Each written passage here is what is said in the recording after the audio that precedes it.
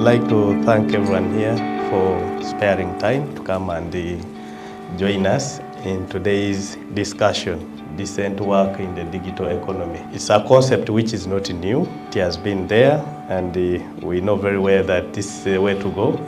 Whether we like it or we don't like it, it's the new form of work, and therefore we have no choice but to adopt to it.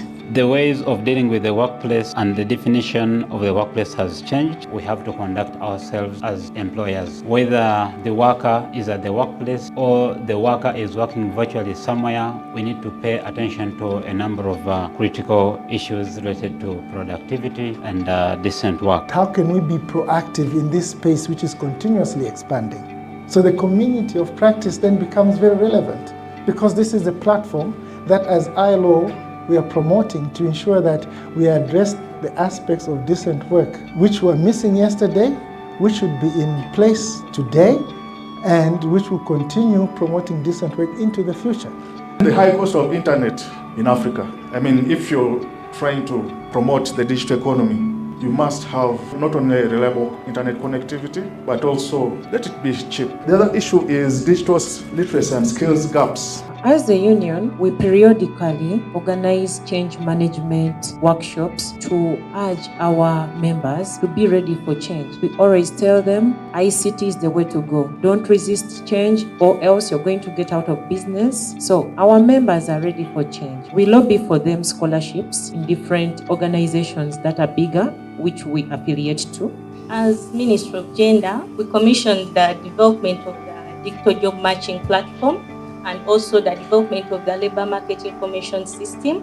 We decided to come up with the digital job matching system to enhance matching and placement of job seekers in various sectors. This system, it's in its final stages of preparation, rolling out and piloting. As KCCA, we have two spaces that support employability skills and entrepreneurial skills for young people within the city. One of them is the Employment Services Bureau. The focus of these spaces is to improve the labor profile of job seekers when they are getting into employment, but also support those that are already in employment and regain more skills in the labor market. The major weaknesses we have is a bit of mistrust. The users don't trust the platforms. Those that are agents on the platforms don't trust the owners of the platform. So there is need to develop and nurture this trust. We usually ensure that there is something in relation to data protection, because that information, they can use it for whatever reason to make profits. And maybe now we have of course, AI that is coming in. You can use that data to